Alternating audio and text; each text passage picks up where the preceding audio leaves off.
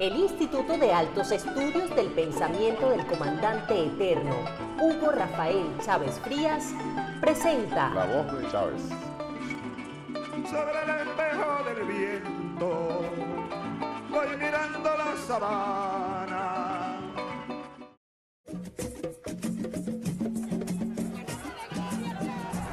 Ya yo no soy yo soy un pueblo. Yo me siento encarnado en ustedes. Tú también eres Chávez, muchacha venezolana. Tú también eres Chávez, muchacho venezolano. Tú también eres Chávez, trabajador, trabajadora, abuela, abuelo. Tú también eres Chávez.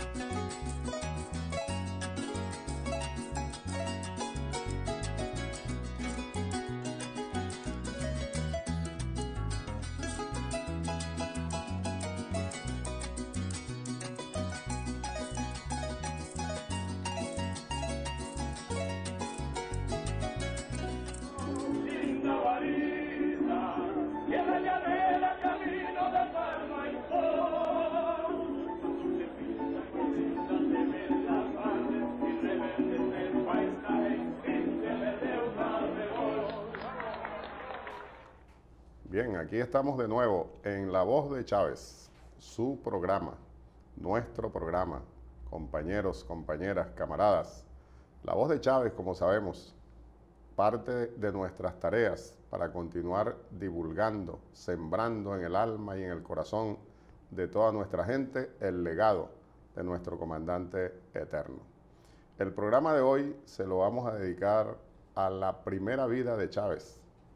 Es el título de ese maravilloso libro que escribió después de hacerle una larga entrevista a nuestro comandante presidente en aquellos años, el catedrático, periodista muy conocido por todos y todas, Ignacio Ramonet, que está aquí con nosotros. Bienvenido, Ignacio. Hola, buenas tardes, un placer. Bienvenido.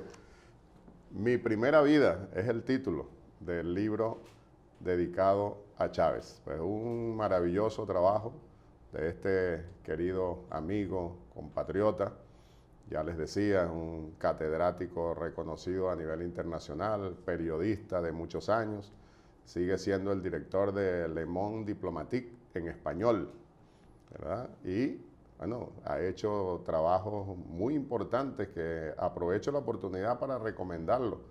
Siempre lo hacemos, desde aquí, desde ya, una especie de biblioteca de Chávez de introducción al programa. Los libros de Ignacio Ramonet relacionados con la guerra comunicacional, el papel de los medios de comunicación, cuando son mal utilizados y cuando son bien utilizados. Es así, Ignacio. Así es, bienvenido, así es. Tu saludo para tu público.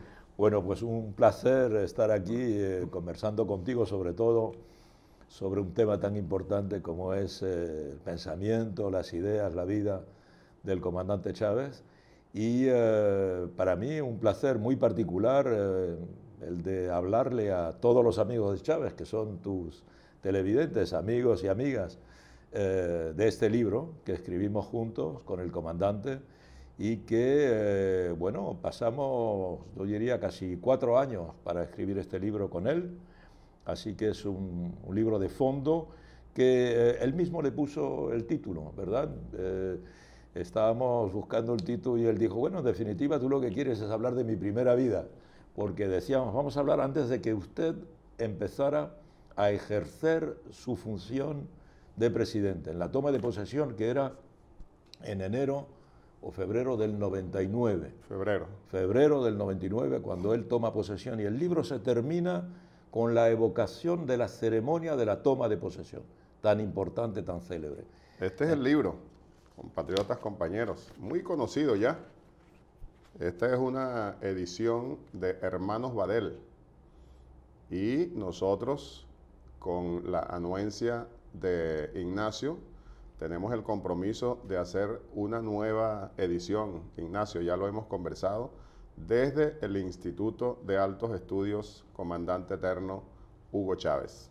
Incluso hemos conversado la posibilidad, todavía no es una decisión tomada, de hacer esa edición desde el instituto en 2 o 3 tomos. Muy bien. Para hacerlo más manejable, en ediciones también más populares, digamos, para facilitar su distribución, pero sumamente importante la lectura de este libro para los revolucionarios, las revolucionarias. Efectivamente, allí está esa primera vida de Chávez, contada por él mismo, con lujo de detalles, como se dice tradicionalmente. Muy, muy importante.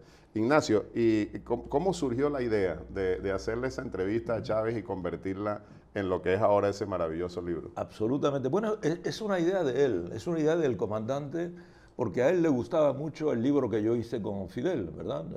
100 horas con Fidel. Ya vamos a hablar un poco de ese también. Exacto. Entonces, él leía y anotaba mucho el libro de Fidel, en particular todas las ideas económicas de Fidel. En el libro 100 horas con Fidel, que es una larga conversación, eso también son 5 años de trabajo con Fidel. Vamos a mostrarlo de una vez, Ignacio. Disculpa que te interrumpa allí, pero que fíjate, aquí está. Esta es la última edición. La última edición de 100 horas con Fidel, que un compañero, el que me recomendó esta edición, que un compañero, amigo cubano, que yo no conocía esta edición, él me la comentó. Incluso él, de forma un poco jocosa, me dijo, esta nueva edición, o esa nueva edición, son 100 horas más 2 con Fidel. Y y el nombre viene, pues por supuesto sigue siendo 100 horas con Fidel, pero en esta nueva edición de esta otra maravillosa obra de Ignacio, que ya nos va a comentar él rápidamente también de qué se trata y cómo surgió la idea. Aquí está el pensamiento de Fidel, se puede decir, condensado en esta entrevista. Pues 100 horas con Fidel. En esta nueva edición hay 2 artículos incorporados, tuyos. Nuevos. Nuevos. Uno que precisamente se llama 2 horas más con Fidel. Sí, que fue un encuentro con él que tuve cuando ya él estaba convaleciente después de su enfermedad. Exacto, y entonces por eso es un material nuevo, pues. 2 horas más con Fidel. Y también está aquí un artículo tuyo sobre la represión contra los intelectuales. Exacto. En este caso contra mí. Contra ti directamente. Porque en general cuando dice la represión en Cuba contra los intelectuales, hay toda una campaña contra eso. Y yo le llamé Fidel Castro y la represión contra los intelectuales y cuento todo lo que se me hizo a mí por haber hecho este libro con Fidel. Ajá, cómo me cortaron en El País la columna que yo tenía, cómo yo hacía una emisión de radio en Radio France Culture, cómo me cortaron esa emisión, en fin, todas las censuras que yo tuve que soportar por haber escrito un libro con Fidel. Y está incorporado aquí entonces ese y el otro artículo en esta nueva edición.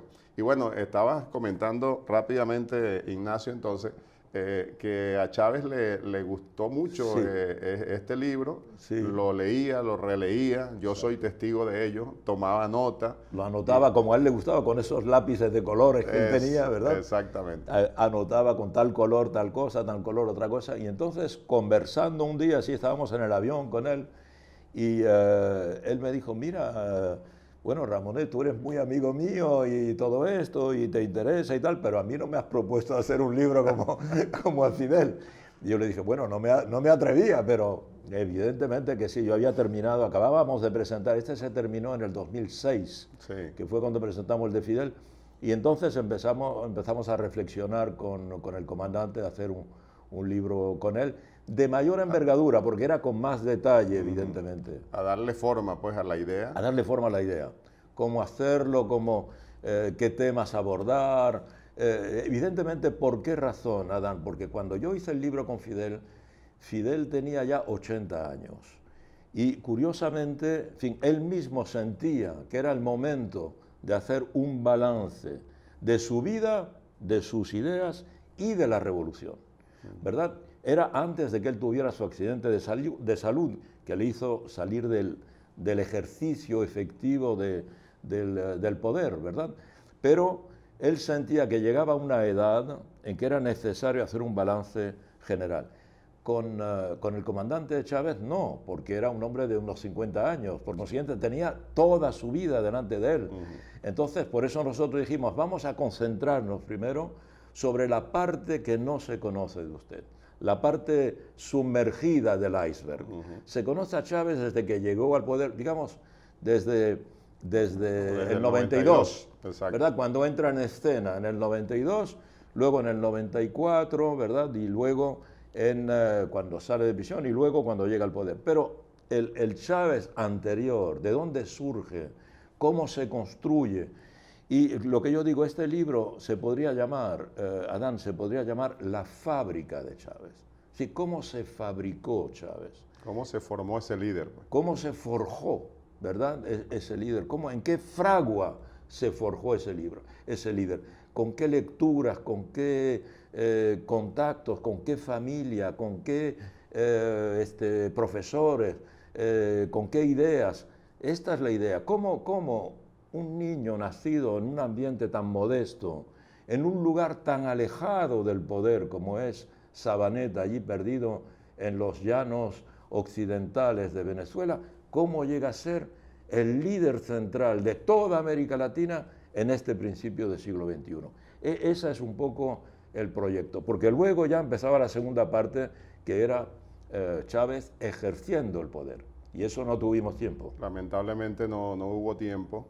Y tú sabes, Ignacio, y lo podemos compartir aquí con nuestra audiencia, con nuestros televidentes, precisamente pensando sobre este programa, releyendo algunas partes del libro de Mi Primera Vida, y que precisamente terminan ustedes allí reflexionando sobre eso. Así termina el libro, cuando ustedes dicen que, bueno, que vendrá la siguiente parte, que tú le dices que vendrá la otra parte de la vida de Chávez, y él te dice palabras más, palabras menos. Bueno, sí, supongo que tendremos tiempo, y si usted sigue interesado... interesado, así dijo, con mucha modestia. Claro. Y también con el humor que lo caracterizaba, ¿no? Si usted sigue interesado, es probable, seguramente vamos a tener tiempo de hablar de esa otra parte de mi vida. Lamentablemente no hubo tiempo.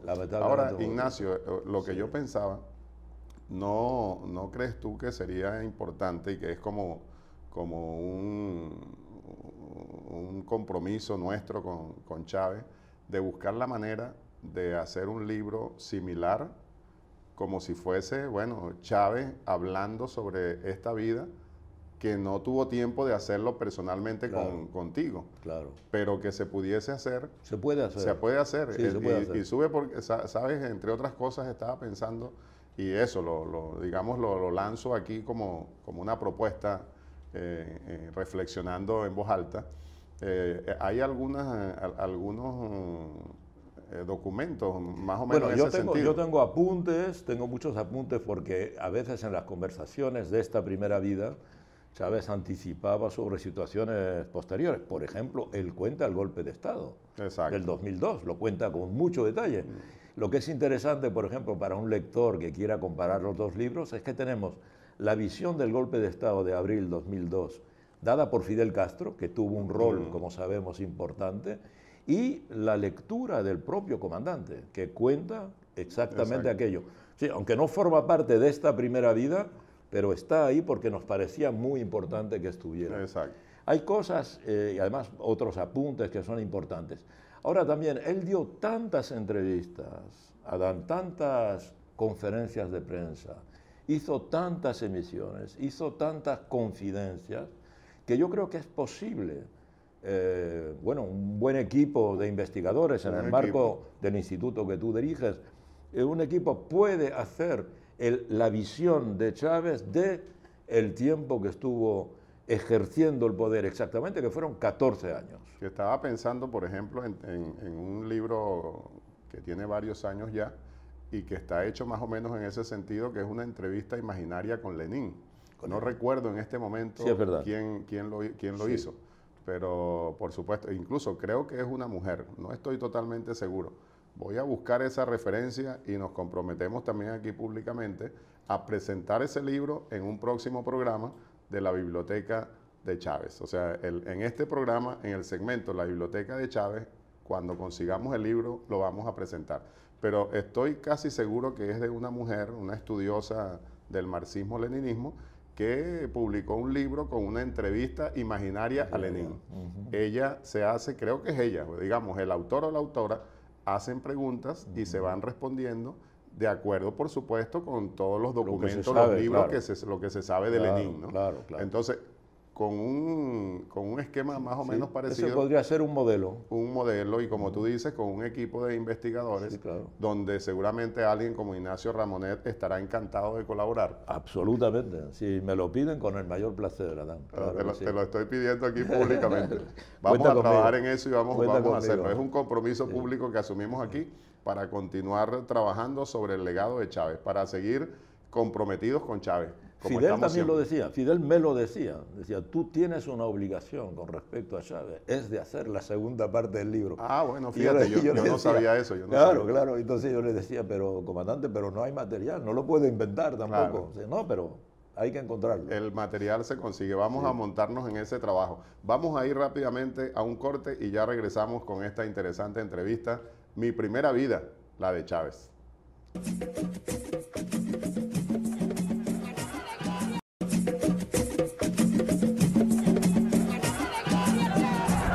Ya yo no soy yo soy un pueblo. Yo me siento encarnado en ustedes. Tú también eres Chávez, muchacha venezolana. Tú también eres Chávez, muchacho venezolano. Tú también eres Chávez, trabajador, trabajadora, abuela, abuelo. Tú también eres Chávez. Continuamos con su programa, La Voz de Chávez. Hoy dedicado, como ya dijimos, a ese libro maravilloso trabajado por una entrevista que hizo Ignacio Ramonet al comandante eterno, Mi primera vida. Dijimos, el lapso desde que Chávez nació hasta que ganó la presidencia de la República de Venezuela por primera vez, nuestra República Bolivariana de Venezuela. Y decíamos, terminando el primer segmento, bueno, vamos a organizar un equipo de investigadores donde Ignacio ya está comprometido a participar para publicar la segunda parte.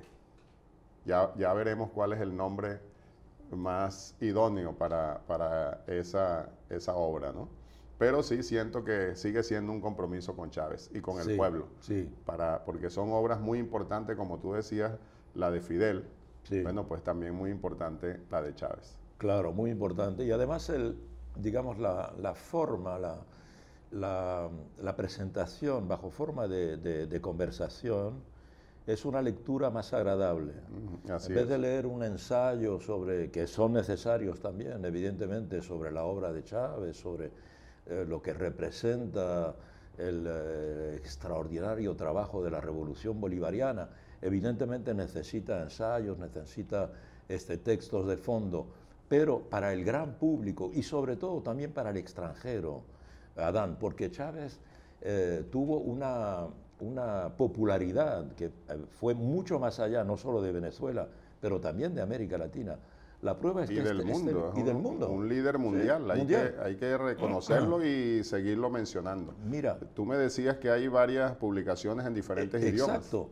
Los editores, cuando supieron que este libro existía, pidieron que saliera una de las mejores ediciones. Lástima que no tenemos ejemplares aquí. Es la edición en inglés y en americano, que se ha difundido masivamente. Una traducción al inglés muy buena. Por otra parte, hay una traducción al francés también que se ha difundido masivamente. Hay una traducción al alemán, una extraordinaria edición al alemán. Hay una traducción igualmente al italiano.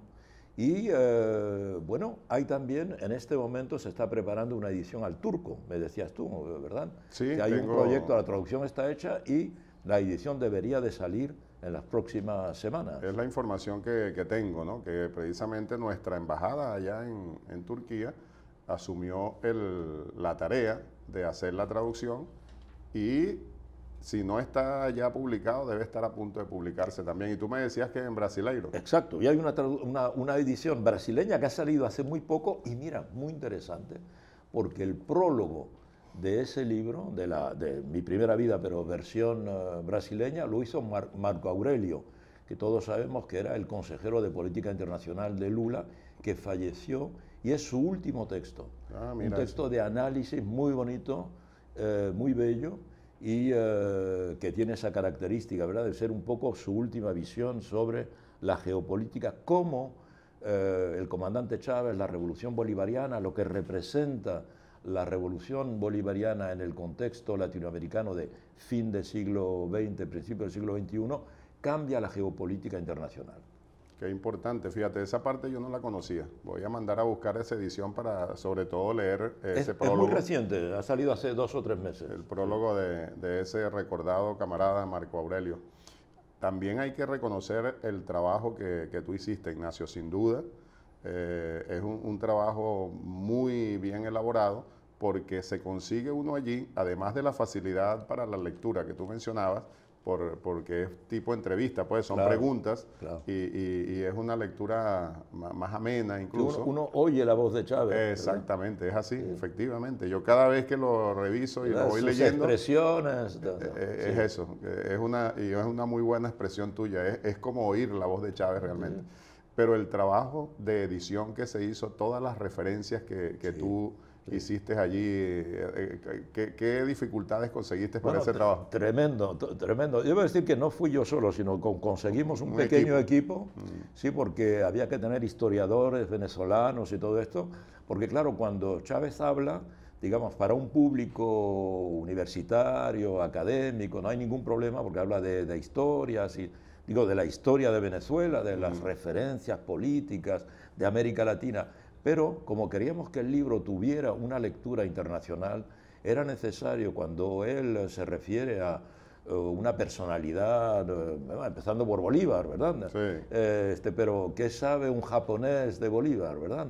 ¿Qué sabe un australiano de Bolívar? Entonces, evidentemente, hemos puesto todo un aparato de notas para que el que no quiera no las lee, pero el que quiera leerlas las encuentra, y eso lo va documentando y le va dando también un volumen al libro, ¿verdad? Es decir, que cuando Chávez habla, se ve que está hablando con todo un ecosistema político, social, económico, histórico, en el que él avanza, y si no se tienen esas referencias, pues no se ve, tampoco no se puede apreciar la cultura excepcional que tenía el comandante, una cultura histórica, pero también una cultura, digamos, de leer ensayos, de leer a autores, un hombre que leía tanto ficción como ensayo constantemente, ¿verdad? Como tú decías en el primer segmento, que se muestra allí, y sobre todo a través de todas esas lecturas, cómo se forjó ese líder, ¿no?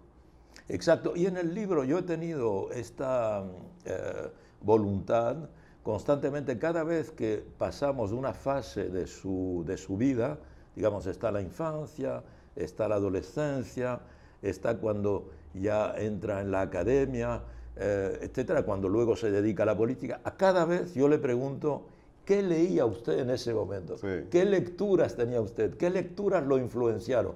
Y lo que es extraordinario es que tenías la biblioteca en la cabeza. Inmediatamente te respondía tal libro, tal libro. Entonces hay toda una biblioteca.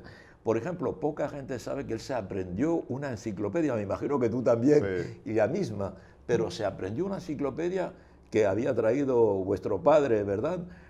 Como profesor, la Quillé, y entonces la aprendió porque era como abrirse a todo un saber excepcional que no podía llegar allí en una época en que aún no había televisión, que apenas había radio, que no se estaba en la actualidad como se está ahora con la pantalla de los teléfonos y las redes sociales. O sea, que no había la facilidad de hoy para conseguir la información. Para conseguir la información, para conseguir cultivarse.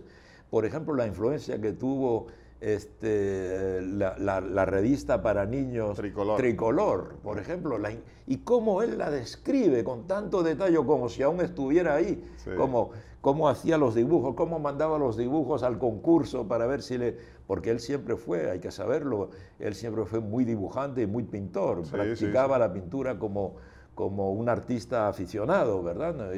Y lo hizo siempre hasta el final de su vida. Vamos a oír, Ignacio y pueblo en general, compañeros, compañeras, la voz de Chávez. Vamos a oír el video con la palabra viva de Chávez.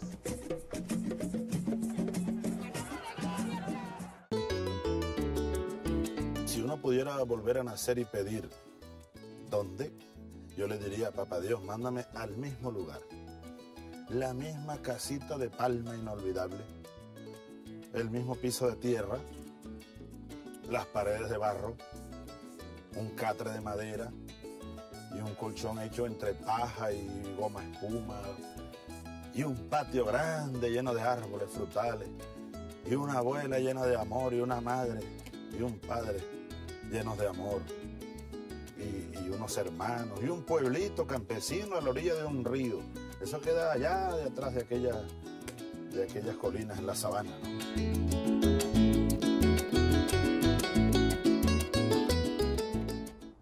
La voz de Chávez. Ignacio, tú estuviste ahí en Sabaneta, ¿no? Ahí estuve, sí, claro. Parte de la entrevista se hizo por esos lugares. Absolutamente. Él quiso llevarme allí a Sabaneta. Estuvimos de noche en Sabaneta circulando por las calles. Tú lo cuentas en la introducción del libro. Yo lo cuento con detalle porque hacía un calor absolutamente abrasador de noche. Sí. Y entonces estuvimos, y él me iba contando, aquí está la iglesia, aquí está esto, aquí estaba la casita, aquí vivía fulano, aquí es donde yo me caí, me rompí el labio o el diente, etc. Entonces recordaba cada detalle de su infancia, y también él decía, no puedo detenerme porque si salgo viene todo el mundo a... Y íbamos, digamos, sin escolta, sin nada, íbamos paseando tranquilamente por allí. Y también el río. Sí, clandestino, un poco, sí, con mucha discreción, pero quería que yo sintiera un poco la atmósfera de ese pueblo, que claro, como él decía, hace 50 años este pueblo eran 4 calles, no era lo que es hoy, que el pueblo se ha desarrollado, es casi una ciudad. Y también fuimos a ver al río, porque eso también tenía una importancia considerable en sus recuerdos, ¿verdad? Sí. Entonces, como él se bañaba allí, como iba toda la familia, cómo se fundó Sabaneta en ese paso por el que precisamente por ahí pasaban todos los que querían ir hacia el resto de los llanos, y mucha gente se quedaba ahí. Por eso Sabaneta, aunque era muy pequeñito, para él era como un mundo, para el niño que era Chávez, era como un mundo, porque ahí había árabes, había rusos, italianos, portugueses, españoles, o sea, un pueblito muy pequeñito, pero en realidad un universo con diferentes culturas. Entonces, evidentemente, eso era una gran riqueza, y él sabía sacarle, diríamos, sabor y jugo a cada detallito que lo había marcado profundamente en su infancia, donde él evidentemente fue a la escuela, donde él fue este niño, vendedor de arañas, donde iba al cine, donde iba a la gallera, donde iba al juego de béisbol. Entonces, y el cine en particular, que lo marcó tanto, sí, y tuvo tanta influencia, y cómo él recuerda las películas muy populares, mexicanas en su mayoría, la música popular, extraordinarios recuerdos. Y él quería que tú sintieras eso, porque efectivamente cada vez que él iba a Sabaneta era como buscar la manera de alimentar su alma, su espíritu. Así es. Y lo sentía profundamente. Yo lo sé, soy testigo presencial de muchos de esos momentos. Al que no haya leído el libro, y yo sé que van a comenzar a buscarlo ahora con mayor dedicación después que vean este programa, no se vayan a saltar la introducción de Ramonet, que él relata allí con mucho detalle esas vivencias que Chávez lo hizo vivir, valga la redundancia, en esa visita a Sabaneta. Muy, muy interesante, porque además Ignacio es un gran escritor. Es una lectura muy sabrosa la de Ignacio. Les recomiendo, les decía también, los libros que Ignacio ha escrito sobre la guerra comunicacional, para resumirlo de esa forma, ¿no?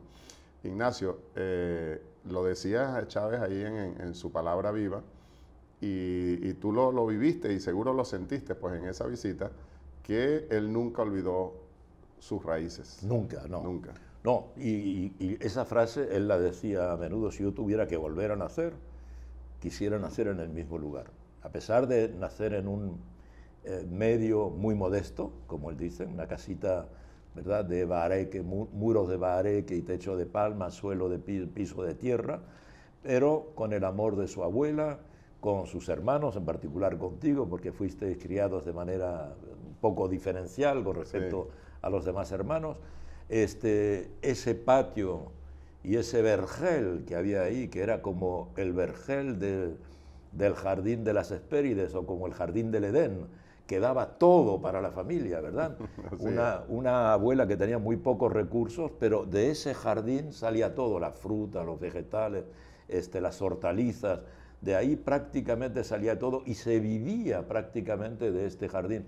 Y cómo él sabía hacer todo, sabe cómo se subía a los árboles a buscar la fruta, me imagino que tú con él, evidentemente, cómo hacía las arañas, él describe casi la receta gastronómica. Yo la publico en el libro con muchos detalles y yo creo que un buen lector podría hacer arañas como las de Rosinés, de la abuela, en su casa, siguiendo la receta que está en el libro y que da Chávez. Así es como hay que hacer, etc. Entonces sí, esas raíces, él las sentía profundamente. Adán, cuando él luego era presidente y que en un momento vivía en Miraflores, en la terraza de Miraflores, él reconstituyó ese lugar de infancia porque tenía allí como una especie de carpa, pero hecho como si fuera la casa, con tejado de palma, soportes de madera, el piso no era de tierra, evidentemente. Había unos gallos que él tenía allí en la propia terraza. Un loro. Un loro. Tenía un chinchorro allí mismo, una hamaca. Y cuando yo pienso que él cerraba los ojos de noche, oía el ruido y el rumor que le recordaba su infancia, que era un poco su inspiración profunda, porque eso es lo que él nunca olvidó, que nació pobre, como Jesús nació pobre, nació en un pesebre, ¿verdad? Jesús fue hijo de un carpintero, ¿verdad? Entonces, en un lugar muy modesto.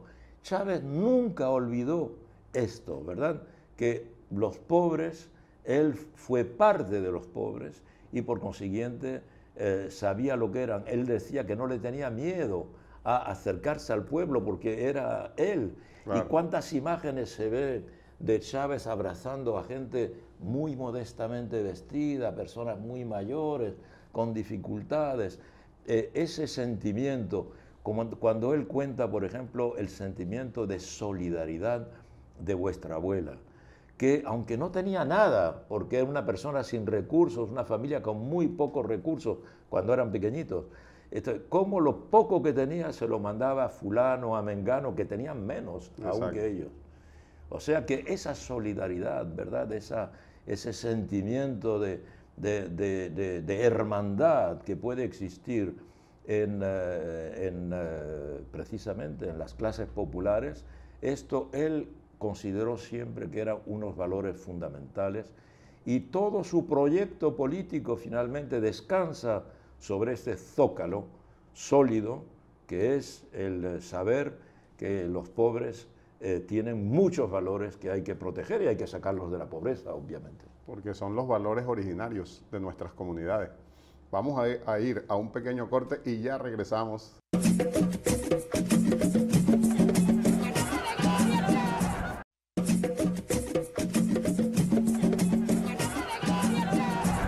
Ya yo no soy yo soy un pueblo.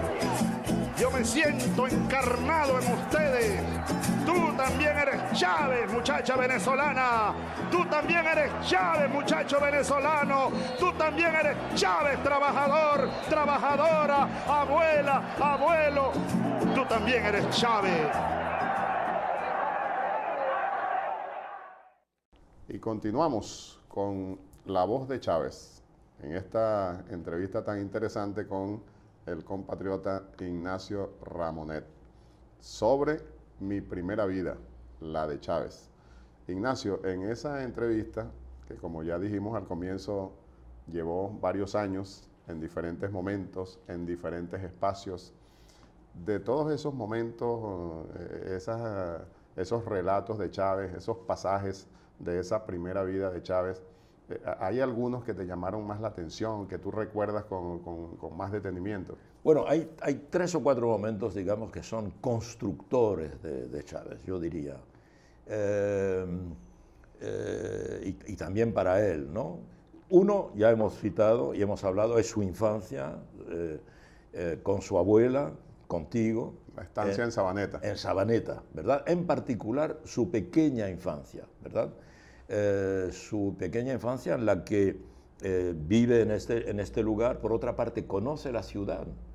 Como niño que recorre la ciudad vendiendo sus arañas, tiene una inmediata concepción de la economía, de la necesidad de negociar, vender.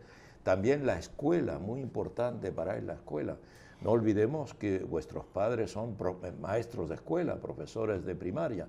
Entonces, esto muy importante en la formación de él. Todo este periodo de Sabaneta es fundamental. Pero diríamos que luego hay una segunda parte también muy importante, a mí me parece que es también muy constructora, es el traslado a Barinas. Barinas es la capital del Estado, allá en los llanos, lo digo sobre todo para los televidentes que no sean venezolanos, ¿verdad? Y Barinas es ya una gran ciudad para él, con edificios de varios pisos y todo esto, que él en un primer tiempo está impresionado por esta ciudad de noche, muy iluminada, algo que para un niño que viene del campo, y en un primer tiempo él iba a la semana a Barinas y regresaba a casa de su abuela. Él mismo decía, un veguero en la ciudad. Un veguero, así se llamaba, un veguero en la ciudad, un veguero, un guajiro dirían en Cuba, ¿verdad? Entonces, un campesino, ¿verdad? Un aldeano. Entonces, él cómo empieza a conocer esa ciudad, y sobre todo en la ciudad 2 cosas. Primero, el béisbol, que es muy importante en la vida de Chávez, en la formación de Chávez, porque va a determinar, curiosamente, su destino. Su pasión por el béisbol, que empieza en la secundaria, pasa a ser casi profesional digamos, en los juveniles, y también su rol en la escuela, en el liceo, como buen alumno. Y hay que recordar una cosa, que Chávez, por donde pasó, siempre fue el mejor. En la escuela primaria era el mejor, en la escuela secundaria era el mejor, daba cursos a sus propios compañeros los fines de semana para recuperarlos, en particular en materia científica, ¿verdad? En matemáticas, química, y todos sabemos que tú has tenido una gran influencia porque también eres físico. Entonces, la influencia que tú has ejercido, en particular en secundaria desde el punto de vista político, aunque él menos interesado por la política en aquel momento, es también muy interesante saberlo, que él no es un político precoz. Él toda su adolescencia se interesa poco por la política, le interesa el béisbol, le interesan las chicas, evidentemente, y le interesan los estudios, y menos la política, a la que tú te interesaste mucho antes. Te lo dice ahí claramente en el libro. Lo dice netamente, ¿verdad? ¿No? Y claro, hay cosas que lo marcan, ¿verdad? La muerte del Che, algunos incidentes en mayo del 68, que le llegan como ecos lejanos allí en aquel universo. Eso es muy estructurante. ¿Por qué? Porque eso es lo que va a determinar que él va a elegir una carrera a la que en principio no tenía, hacia la cual no tenía una gran vocación, que sus padres tampoco lo empujaban a ella, que su abuela no lo empujaba a ella. Su hermano mayor menos. Y su hermano mayor me imagino que menos, conociendo sus ideas. Pero entonces eso va a tener una influencia muy importante porque lo va a llevar a la Academia Militar, porque ahí es donde se encuentran 2 grandes maestros del béisbol, y él quiere ser alumno de esos grandes maestros, y para ser un gran beisbolero, finalmente elige la Academia Militar sin interesarse por nada de lo que es militar, y por eso él no va a Mérida, que es de donde dependía la universidad, donde dependía Barinas, sino que viene a Caracas a la Academia Militar. Y claro, ese es el segundo momento, o el tercer momento, es la Academia Militar. Y ahí, con estas circunstancias que acabamos de evocar, ¿verdad? Alguien que no se interesa por lo militar, que no se interesa tanto por lo político, que se interesa por el béisbol, que es su obsesión. Sin embargo, llega a la academia y él mismo lo dice, desde el primer día sentí que estaba en mi casa. Él llega a esa academia y siente que ha llegado a donde tenía que llegar. Eso es el destino, un poco como diría un autor griego, ¿verdad? Es el destino. Él no está buscando eso y encuentra eso. Él te dice varias veces en la entrevista que, y haciendo esa referencia precisamente a las diferentes etapas, que pareciera que una mano invisible, así es, que alguien manipulaba, orienta su destino. Ajá, orienta su destino. En varias oportunidades lo refiere ahí. Y eso significa que él creía mucho en eso también, sí, que es importante. Sí, es importante. Parecía que alguien iba dirigiendo. Él decía que alguien manipulaba para que yo siguiera por tal o cual camino, ¿no? Así es. Él al principio dice, parafraseando la frase de Fidel, ¿verdad? La historia me absorberá. Él dice, la historia me absolverá, dice Fidel, ¿verdad? La historia me absolverá. Y Chávez dice, la historia me absorbió, me bebió, ¿verdad? Y ahí es como vemos la mano de la historia que lo dirige hacia esa academia militar, donde va a salir el líder y donde se va a forjar como líder, donde va a encontrar por circunstancias muy particulares, porque el modelo de los estudios cambia el mismo año en que él entra a la academia militar, donde se va a exigir que los cadetes también hagan una carrera universitaria, a la vez donde el cuerpo de profesores se les ha sacado del mando militar directo para que no tengan influencia en los soldados y son más progresistas que otra generación y vienen a enseñar a una nueva generación de cadetes que llegan también con el nivel bachillerato, cosa que no tenían antes los demás. Y eso, él es el primero de esa promoción, que encuentra una formación muy diferente a la que estaban acostumbrados los demás militares. Y una influencia tan directa y tan importante que él también lo refiere allí y varias veces lo dijo en Aló Presidentes y en otras intervenciones, que pasaron 3 meses solamente desde que entró, que son los 3 meses de prueba. Que están aislados, no pueden ver ni a la familia. Exacto, entonces 3 meses de prueba y a los 3 meses le entregan la daga de cadete.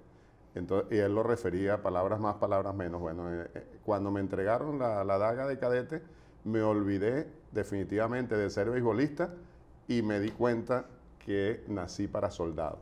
Así y también te dice a ti allí en la entrevista con mucha fuerza que uno puede nacer varias veces y que él sintió que volvió a nacer en la Academia Militar.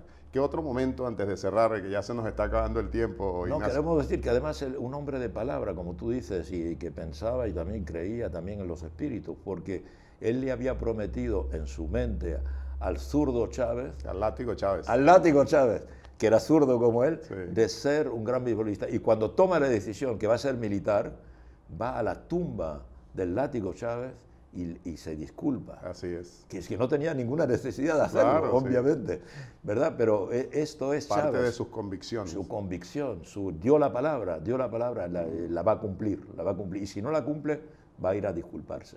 Sí. Bueno, algo parecido para ir cerrando, lamentablemente, Ignacio, esta entrevista, esta conversación tan interesante. Hay que hacer otra emisión.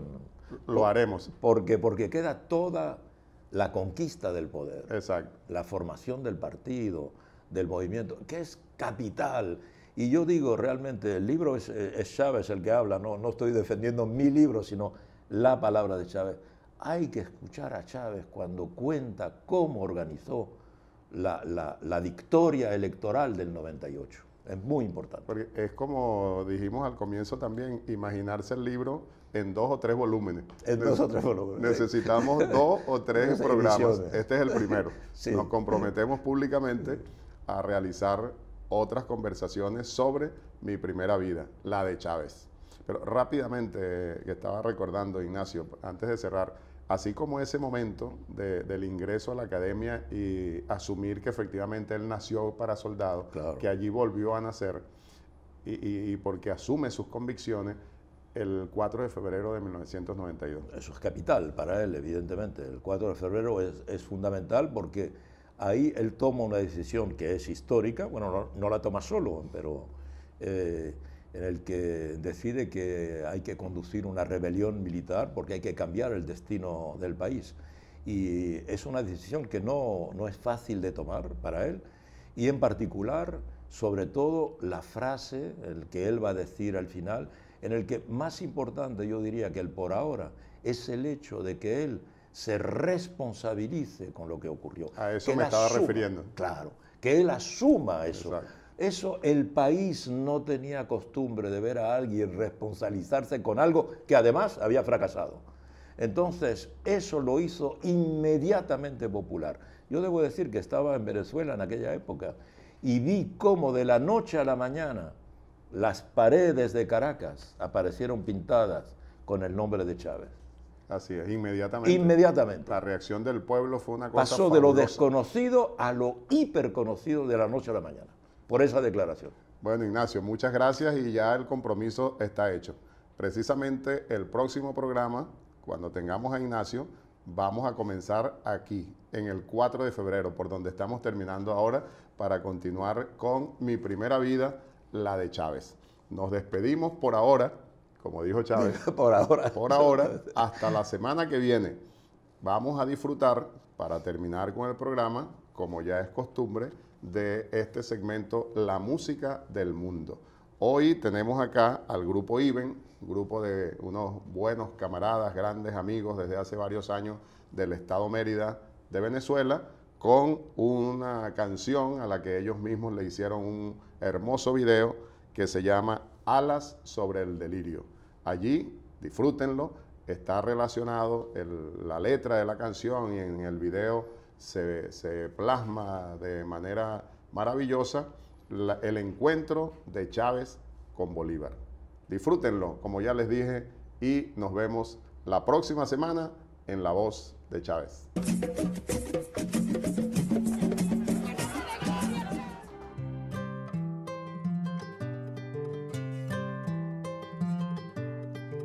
A caballo voy pensando en la niñez, a caballo monté, juramos bien, a caballo grande la razón, ya eras gigante del corazón, a caballo blanco libre rompiendo silencio. A caballo yo voy,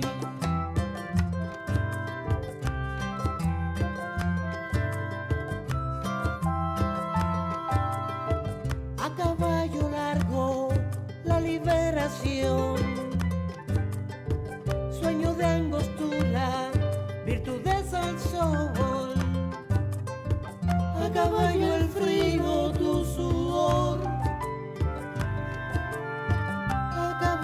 glorias, el delirio los dos, a caballo blanco libre comenzó tu historia, a caballo canción,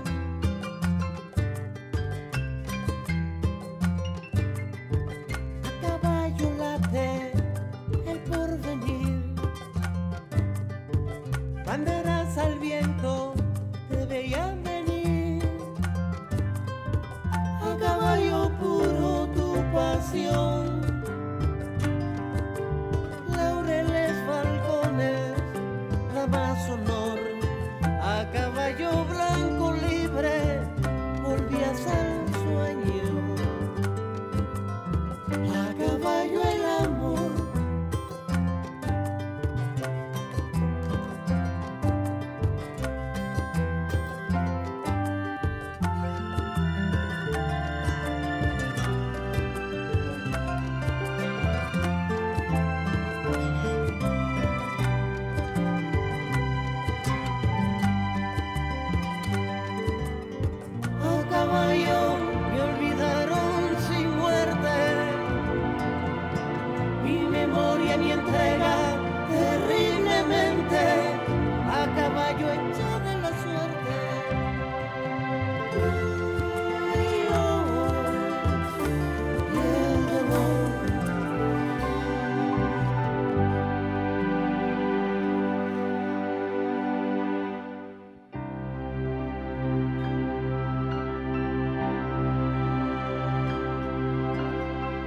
A a caballo suena la desilusión de tiros certeros a tu imaginación, y en la espalda noble del Abel lastimaron recio la fe. A caballo angustia, triste ocaso de tu vuelo. A caballo dolor.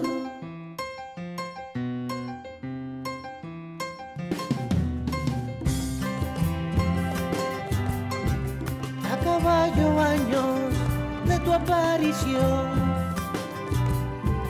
La voz del pueblo, la emancipación. A caballo libre, libertad. Pasión, patria, la inmortalidad. A caballo blanco, rojo, brillan hoy tus sueños. A caballo Simón, Simón. A caballo Simón, Simón, Simón. A caballo Simón. Ya yo no soy yo soy un pueblo. Yo me siento encarnado en ustedes. Tú también eres Chávez, muchacha venezolana. Tú también eres Chávez, muchacho venezolano. Tú también eres Chávez, trabajador, trabajadora, abuela, abuelo. Tú también eres Chávez.